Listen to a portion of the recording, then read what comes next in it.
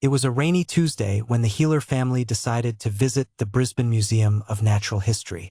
Bluey and Bingo were excited to see the dinosaur bones and ancient artifacts, but they had no idea they were about to encounter something far more mysterious. "Look at all these old things, Bingo!" exclaimed Bluey as they wandered through the sculpture hall. "I bet they have amazing stories to tell." In the corner of the hall stood an unusual concrete sculpture, rough, humanoid in shape, with rebar reinforcement visible through cracks in its surface. A small placard read, "Unknown Origin, donated anonymously." The sculpture seemed oddly out of place among the classical marble statues. "That one looks a bit scary," whispered Bingo, staying close to her sister. "Don't worry, it's just a statue," Bluey said confidently. But as they turned to look at other exhibits, they heard a strange scraping sound behind them. When they spun around, the concrete sculpture had moved. It was now facing them directly, its crude features somehow more menacing than before. Did it just move?" Bingo asked, her voice trembling. "Statues don't move, Bingo.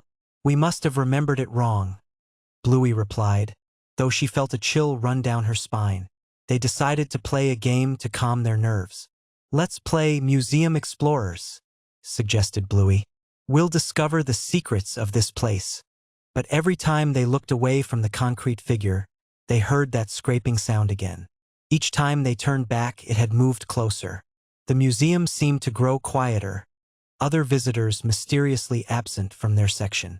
"Bluey, I don't like this game anymore," Bingo whimpered as the sculpture now stood only a few meters away. That's when Bluey remembered something Dad had taught her about being brave. "Bingo, remember what Dad says? Sometimes the scariest thing." It was a perfectly ordinary Tuesday morning in the Healer household. Bluey and Bingo sat at the breakfast table when something strange happened. Their shadows on the wall began moving independently, waving and dancing while the family sat perfectly still. "Look at our shadows," Bingo whispered, pointing at the wall. The shadows seemed to be trying to communicate something, gesturing frantically toward the backyard. Following their mysterious shadows outside, the family discovered a small, forgotten stuffed dog toy hidden beneath the old tree. It was dirty and weathered, clearly lost for a long time. "The shadows were trying to help us find it," Bandit realized, picking up the little toy gently. "They were playing a helping game with us." Bluey's eyes lit up with understanding. "That was the best game ever. We helped the shadows, and they helped us find something that was lost." As the family cleaned the toy and gave it a new home, their shadows returned to normal. But sometimes, just sometimes, when the light hits just right, the Healer family's shadows give them a little wave, a reminder that even scary things can be friendly, and every shadow has a story to tell. It was a beautiful Saturday morning in the Healer household. Bluey and Bingo were enjoying their breakfast when Dad brought something special from the garage. "Look what I found in Grandpa's old things," said Bandit, placing a mysterious music box on the kitchen table. The box was covered in strange symbols that seemed to shimmer in the morning light. Bluey's eyes sparkled with curiosity. "Can we open it, Dad?" she asked. Bandit nodded, but as Bluey wound the tiny key, something felt different. A hauntingly beautiful melody began to play. The tiny ballerina inside spun gracefully, but the tune seemed to echo through the house in ways that defied explanation. As the melody continued, strange things began to happen. Spoons stirred the air, cabinet doors swayed gently, and the morning light seemed to dim without any clouds in the sky. Bingo tugged at Mum's arm. "Something's not right," she whispered. But Bluey couldn't look away from the mesmerizing dance of the tiny figure. Throughout the house, objects began to move as if awakened by the ancient melody. Picture frames tilted, toys rolled across the floor, and the very walls seemed to hum along.